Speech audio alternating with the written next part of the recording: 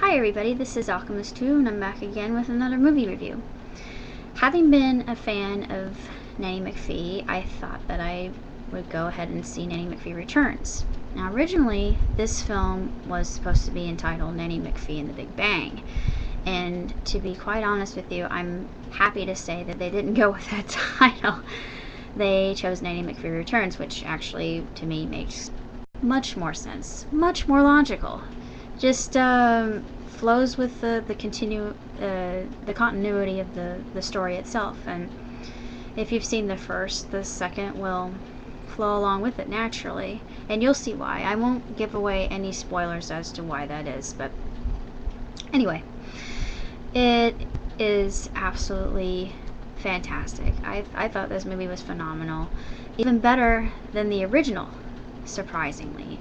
And it was written and directed by Emma Thompson, and I just adore Emma Thompson. She's just wonderful. She's a class act, and I don't think anybody could play Nanny McPhee so well as she does. She's just outstanding.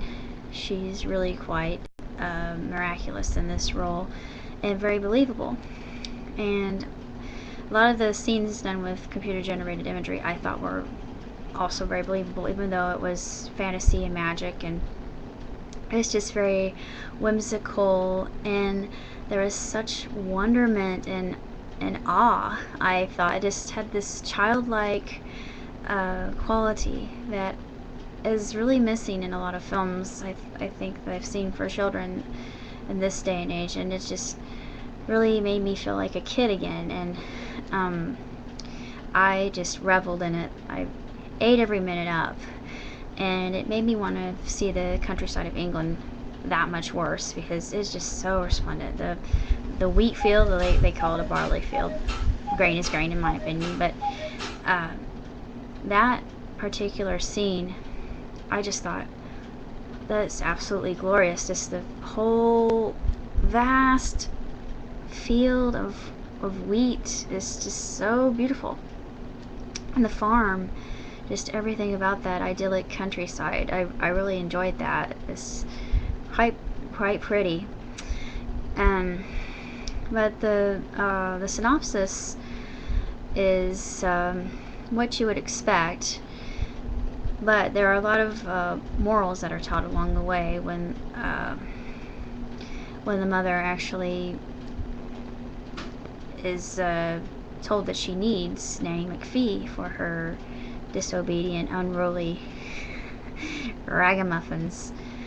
They come to meet their townie cousins, who are just, they're terrible. They're snobbish, they're just rude, misbehaved, spoiled brats, and they don't want to be involved with anything that's going on. They want nothing to do with their cousins. They think that they're better than their cousins because of their upbringing and their wealth. And you don't really have that much sympathy for them at the beginning. Later on, you do develop more sympathy for them, but I'm not going to say why, because it's a really huge plot point, and if I tell you what it is, it'll give away most of what the film is about. It also takes place during one of my favorite eras in time, which should be World War II, and just the war itself has always fascinated me. They don't really go too terribly much into that, but it is a big part, and the culmination of the story actually revolves on that theme, with the mother and her husband. He's away in the war. I'm not going to give you away any part of that plot either, because it's extremely important. And that was actually one of the scenes that really made me cry. I got overclimped quite a few times in this film, I'm not going to lie. I just cried like a wee baby. I really did. Just the waterworks would not stop. And I admit to you, I cried more in this particular installment more than the first. And to me, I thought that was really different, and it's just more emotional just because of the subject matter, I think. But it's altogether just so marvelous. This movie is just beautiful. I can't begin to tell you how much I love it. And if you are a fan of the original, go out and see it, because it is absolutely exceptional. It's just hands down probably the best children's movie since Despicable Me that I've seen. It's or Toy Story. It's just that good, and I loved every minute of it. There was humor, there was action, adventure, and just great shots of the countryside, the panorama of London. Just really, really lovely. And it's just a really good plot, really fabulous supporting characters, even the villain, Uncle Phil, who you realize is nothing more than a greedy so-and-so.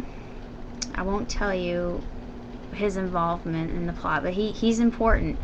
But he gets what's coming to him, so, you know, he gets his just desserts, so revenge is a dish best served cold. I really enjoyed this movie. I give it 4 stars. 5 stars, actually. Yeah, you heard right, 5 stars. If I could possibly do that, but Ewan McGregor plays the father. He has only one line, but it's very important, and it's pulls at your heartstrings. And Liam Neeson plays Cyril's dad, who's in the War Office. I love him. And Maggie Smith, actually, she has ties to the original Nanny McPhee. I'm not going to tell you why or how. You'll see. If you've seen the first one, you'll think, ah, that's why she said that. But if you haven't, I don't think it really makes that much difference if you've seen the first, because I think this one stands on its own, but it works well with the first one as, like I said, the continuity of the story. It's just more of a good thing, I thought. And it's just really quite wonderful. Even just the animals are just so comical and tremendous. Just the whole magic of it is so it just makes me nostalgic, I think. And I recommend it for little kids. I think they'll eat it up. But if you're going to see it, I would definitely bring Kleenex, because it will definitely touch your heart. And it's just full of good messages and just makes you feel good. It's just an uplifting film. So I highly recommend Nanny McPhee Returns, and I give it 5 stars.